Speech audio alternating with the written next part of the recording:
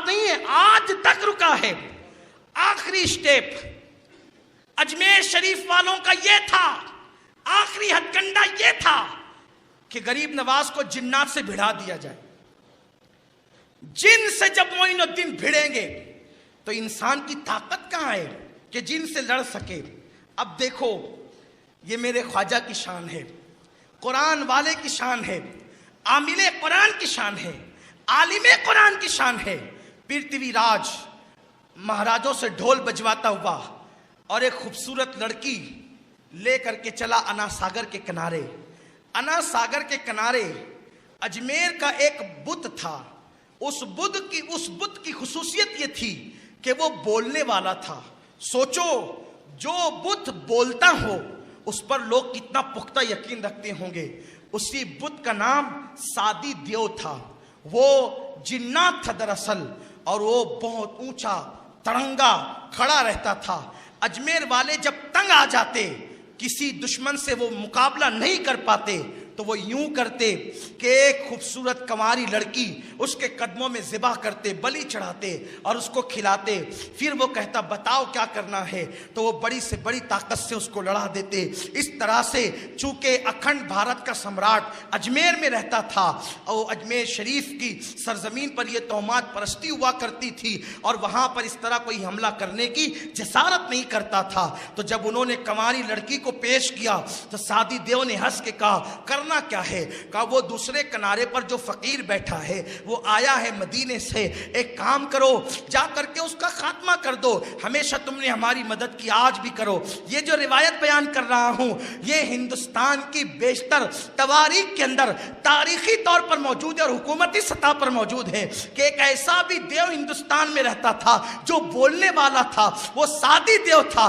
जब वो एक कदम में अना सागर के उस पार पहुंचा तो मेरे ख्वाजा के सामने खड़े होकर कहता है मोइनुद्दीन अजमेर खाली कर, वरना मरने के लिए तैयार हो। तो देखो मोमिन का नजरिया क्या होता है। गरीब नवाज ने उससे कहा मौत और जिंदगी मेरे अल्लाह की तरफ से है, अगर उसने मेरी मौत लिख दी है तो चूंटी के काटने से भी मर जाऊंगा, और अगर उसने मेरी मौत लिखी हुई है तो तू मेरा कुछ नहीं कर सकता। ये मोमिनाना अल्फाज है। ये क्या उसने मार डाला, उसने मार डाला, कोई मार डाल सकता है? कौन मार डाल सकता है? मौत और हयात का मालिक सिर्फ अल्लाह है, मौत और जिंदगी का मालिक सिर्फ अल्लाह है। शैतान हलकान कर सकता है, शैतान जान नहीं ले सकता। जान लेना मेरे अल्लाह के कब्जे कुदरत में है। अपनी जिंदगी जितनी लिखी है उससे एक सेकंड पहले भी मौत नहीं आएगी, उससे एक सेकंड बाद भी मौत नहीं आएगी। अपने जितना खाना अपनी तकदीर में लिखा है, अगर एक दाना भी हमारी जिंदगी का बचा है तो उसके खाए बगैर हमें मौत नहीं आएगी।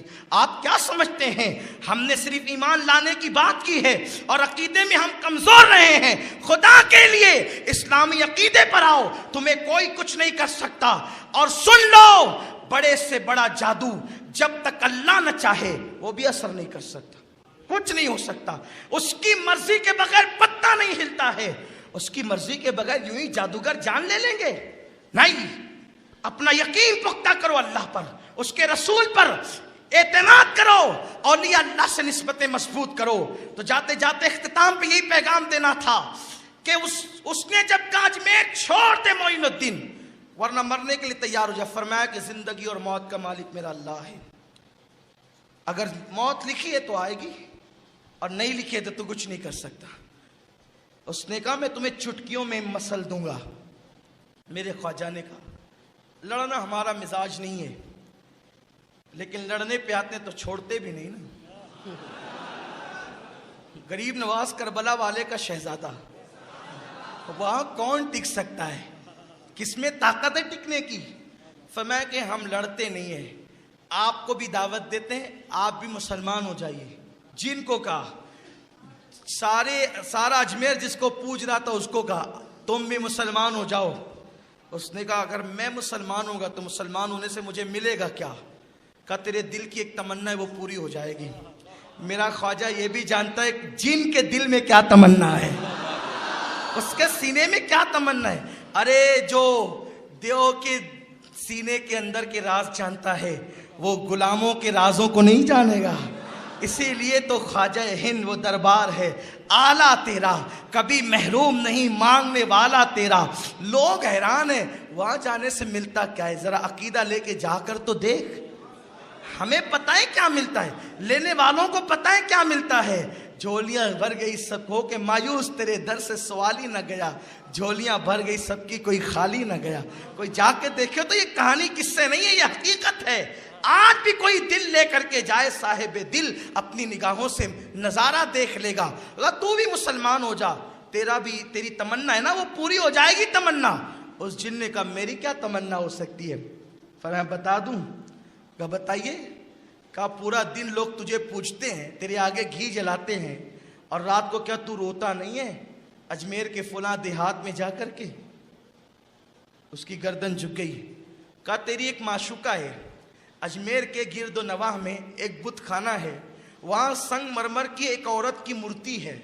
उस मूर्ति पर तेरा दिल आ गया, तू उससे प्यार करता है, और तू उसका हाथ पकड़ पकड़ के कहता है बोल ना, मुझसे बात तो कर, मुझसे बात तो कर, ओ मेरी महबूबा मुझसे बात तो कर।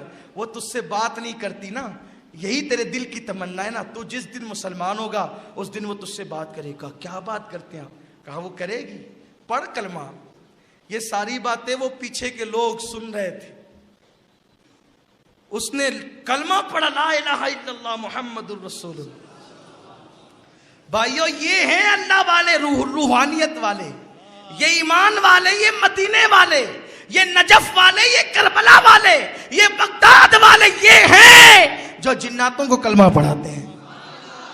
लोगों को क्या हो गया, वो कहते हैं नबी हमारी तरह। हम कहते हैं जिन्नात नजर आए तो आपका होगा क्या।